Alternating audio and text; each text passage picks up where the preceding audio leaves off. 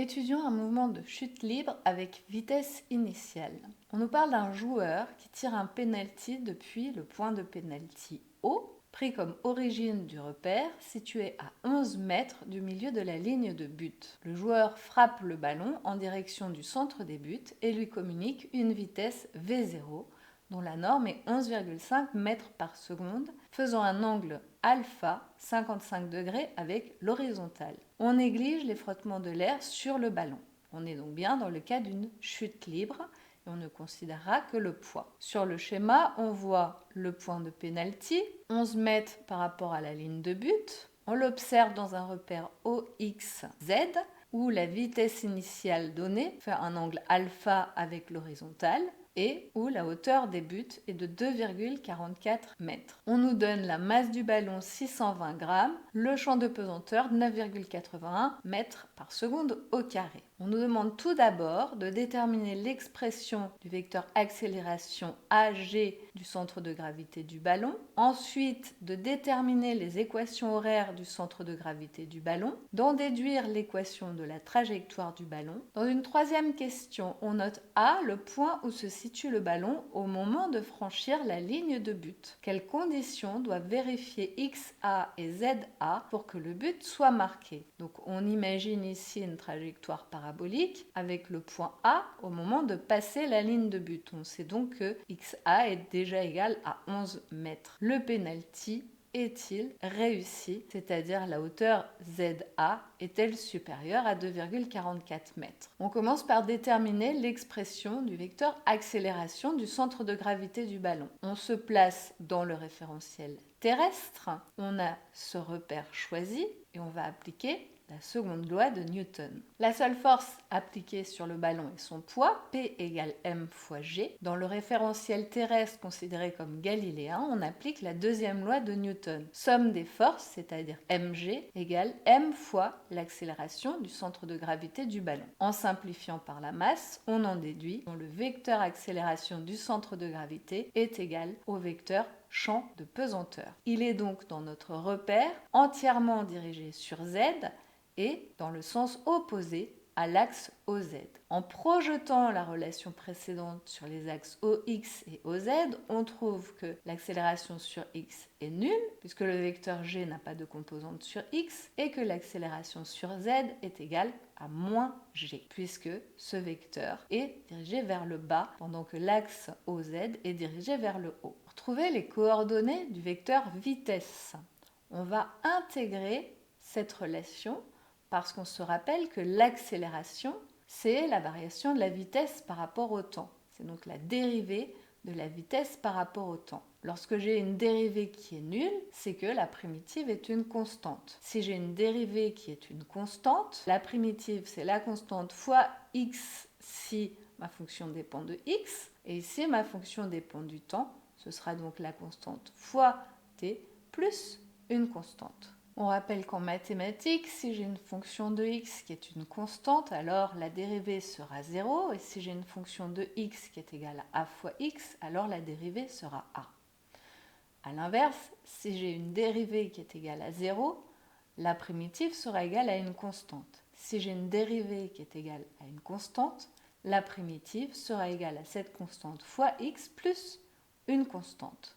Si on sait le faire en mathématiques, on saura le faire en physique et on s'habituera aux notations qui sont un petit peu différentes. Donc ici, la dérivée de la vitesse par rapport au temps est nulle, donc j'ai une dérivée nulle, alors en intégrant, j'aurai une constante. Si la dérivée de la vitesse par rapport au temps est une constante, alors ma primitive sera cette constante fois t, puisqu'on est sur des fonctions qui dépendent du temps, plus une constante. Pour connaître les constantes, je considère l'instant initial. À t égale 0, je connais les coordonnées de mon vecteur vitesse. Le vecteur vitesse sur x sera v0 fois cosinus alpha et sur z sera v0 fois sinus alpha. Donc je peux identifier pour t égale 0, v de x est égal à une constante et cette constante est égale à v0 cosinus alpha. Pour t égale 0, en remplaçant ici v de z de 0, c'est moins g fois 0, ce terme s'annule, plus une constante qui est égale donc à v0 fois sinus alpha. J'ai donc les coordonnées du vecteur vitesse, v de x de t égale v0 cosinus alpha, et vz de t égale moins gt plus v0 sinus alpha. Si je veux trouver les coordonnées du vecteur position, c'est-à-dire l'équation horaire, il faudra intégrer la relation précédente, puisque v de x, c'est la dérivée de la coordonnée x par rapport au temps, et v de z, c'est la dérivée de la coordonnée z par rapport au temps. On a donc l'expression des coordonnées du vecteur vitesse en fonction du temps.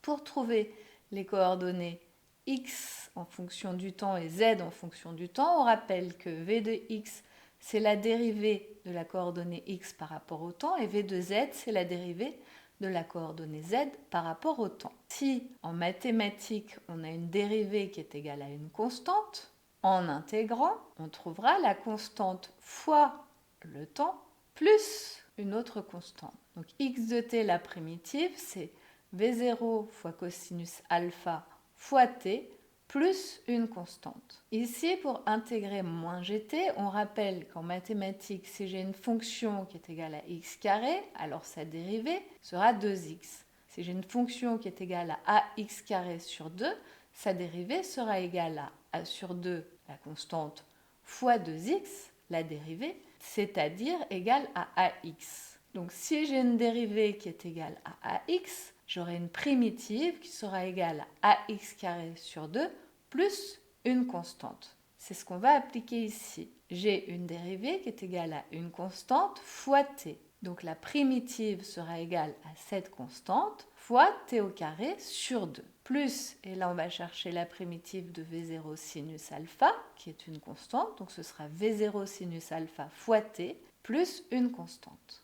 Les primitives sont toujours définies à une constante près. Pour trouver les constantes, on se place à l'instant initial et on cherche la position initiale du ballon. Elle est initialement au point O, origine du repère, et donc x0 est égal à 0. Donc en remplaçant ici par t égale 0, ce terme s'annule, et donc j'ai 0 égale la constante 3. En remplaçant ici le temps par 0, ce terme s'annule aussi, et donc 0 est égal à la constante 4. On en déduit, les équations horaires du centre de gravité du ballon est égale à v0 cosinus alpha t et z de t égale moins gt carré sur 2 plus v0 sinus alpha t. Lorsqu'on cherche l'équation de la trajectoire du ballon, c'est-à-dire z en fonction de x, on va utiliser cette première relation pour exprimer le temps en fonction de x. On aura donc t égale x divisé par v0 cosinus alpha,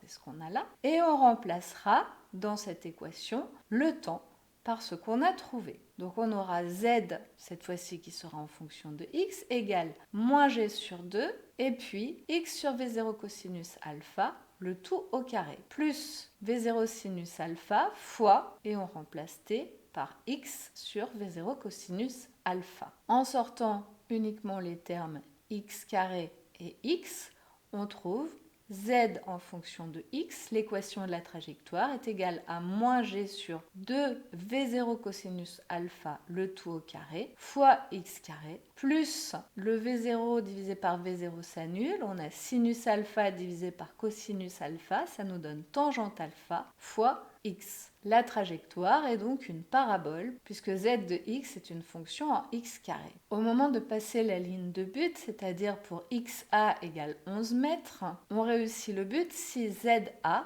l'altitude, est inférieure à 2,44 mètres, la hauteur des buts. On va donc calculer z pour x égale 11 mètres. On remplace dans l'équation précédente, on trouve 2,07 mètres. À ce moment-là, le penalty est réussi.